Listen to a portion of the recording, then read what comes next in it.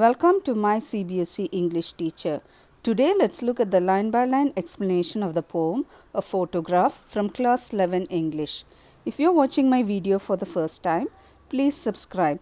You can listen to the explanations of lessons from classes 10, 11 and 12 English. And don't forget to press the bell icon so that you get notified whenever I upload a video. Let's move on to the poem now.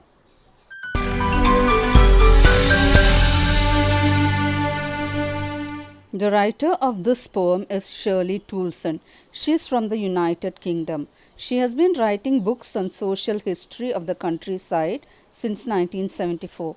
She is a leading authority on ancient tracks and drove roads and is the author of the Drovers' Roads of Wales and the Drovers' Roads of South Wales. The poem A Photograph is about the transience of human life, death and the mystery surrounding it. The poet is looking at a photograph of her mother and is missing her. She becomes very emotional and explains various thoughts that comes to her mind. So let's move on to the poem now. The cardboard shows me how it was when the two girl cousins went paddling, each one holding one of my mother's hands, and she the big girl, some 12 years or so, and three stood still to smile through their hair. So she's talking about a cardboard here.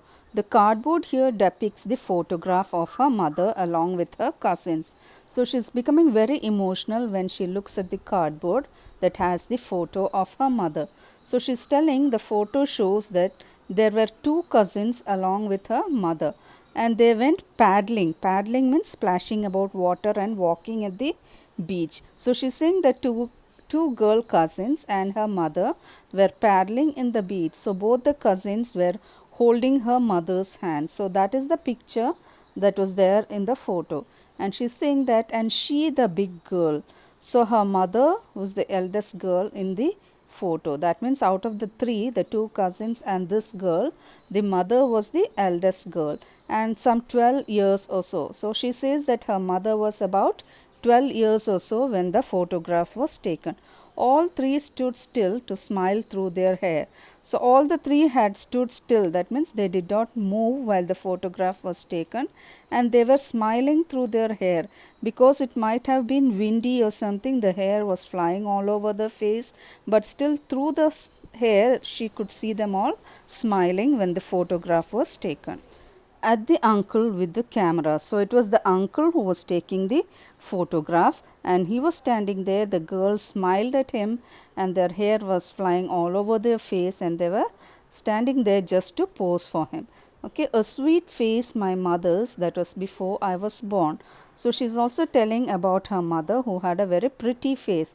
She says sweet face. So her mother's face was very beautiful and she says that this was taken when I was not born. That means we already know that she said that her mother might be some 12 years or so at the time of the photograph. And the sea which appears to have changed less. And she's also talking about the ocean that is there in that photograph, the sea. They were at the beach. So what is the quality of the beach? She's saying that it does not change at all. There was no change in the ocean. It is always the same.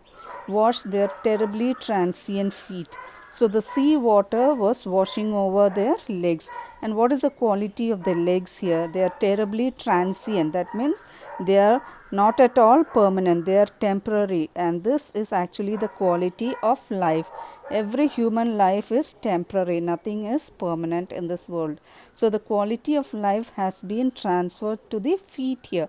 So later I'll be explaining to you about the poetic devices. In that I'll tell you more about it. So here what she's trying to say is the ocean has never changed. It's always the same. But the human life has been changing because it's not permanent.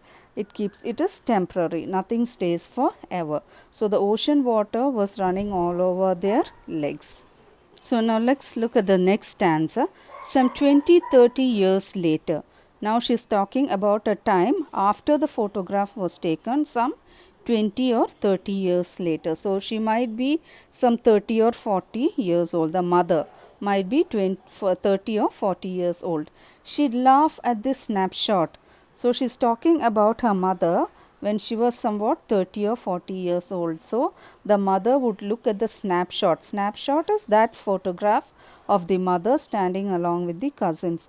So the mother is looking at her photo and she would smile at it, laugh at it. And what would the mother say? The mother says, "See Betty and Dolly." So Betty and Dolly are the cousins who were along with the mother in the photograph. So the mother is looking at her photograph when she was at the beach with the cousins, and she is laughing at the photograph, and she is saying, "See, look at Betty and Dolly." So who are Betty and Dolly? They are the cousins who were along with the mother in the photograph. And look how they have dressed us for the beach. And she's also amused at the fact how they were dressed for the beach incident, how the kind of dress they were wearing and how they were feeling happy. So she's commenting on the dress they wore for the day on which they took the photograph. The sea holiday was her past, mine is her laughter. So the poet is telling that the mother was looking at her photograph and smiling at it, laughing at it. So for the mother, the sea holiday is the past and mine is her laughter. And for me, that is for the poet, she says that her mother's laughter is the past, because now the mother is no more. So for her, her mother's laughter by looking at that photograph is her past, and for the mother, her beach holiday is the past. Both ride with labored ease of loss. So both of them, the poet and her mother, both of them are rying with labored ease. Rying means struggling with labored ease. That means with great difficulty they are struggling to cope with the loss. So what is their loss? The mother has lost her beach holiday. So she is looking at that and she was smiling before she died when she was some 30 or 40 years old. Now the mother is no more. Both ride with labored ease of loss, and the poet is also looking at her mother's photograph and talking about her mother's laughter. So for the poet, the loss of her mother, the smile of her mother is her past. So both the mother and the daughter are trying with great difficulty to cope with their loss. And now let's look at the third stanza. Now she's been dead nearly as many years as that girl lived. Now she has been dead. She here refers to her mother. So she is saying that her mother has died and as nearly as many years as that girl lived. So how many years have passed after her mother's death? As many years as that girl lived. So that girl is the girl in the photograph, and she said that she was about 12 years or so. So now it has been over at least 12 years after her mother's death. And of this circumstance, what is the circumstance now? She is alone. She has lost her mother. She has all the pain and agony, and she is living without the support and love and care of her mother. There is nothing at all to say. So she's saying that I don't have anything to say because I'm totally alone. I don't have my mother. I have lost my mother. Its silence silences. Its silence. So the silence of the circumstance is silencing her.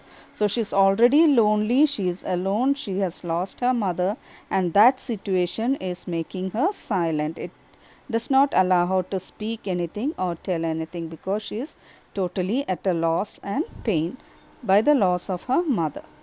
So now let's look at the poetic devices used in this poem. First one is alliteration. So you know alliteration is the repetition of sounds. So stood still to smile, in that this sound is repeated. Terribly transient, sound. 2030, silence silences my mother. So all these are examples for alliteration. The next one is transferred epithet. So what is transferred epithet? When the quality of one thing is transferred to the other, it's called a transferred epithet. So in this I was telling you the quality of the life is spoken about in general. How is life? Life is not permanent, it is temporary. So that quality has been passed on to the feet of the poet's mother. So she is saying that the ocean, the water washed their terribly transient feet. So the quality of life is transferred to the feet here. So that is transferred epithet. And the next one is oxymoron. What is an oxymoron? Oxymoron is a poetic device in which two opposite ideas come together. See, for example, labored ease. Labored means with great difficulty. Ease means, you know, it is easy. So both are opposite ideas. So when such opposite ideas come together in two consecutive words, it's called oxymoron. So, these are the poetic devices used in this poem. I hope you liked today's poem. For more informative videos, do subscribe to my CBSE English teacher. Like, share and give your valuable comments below. Thank you for watching.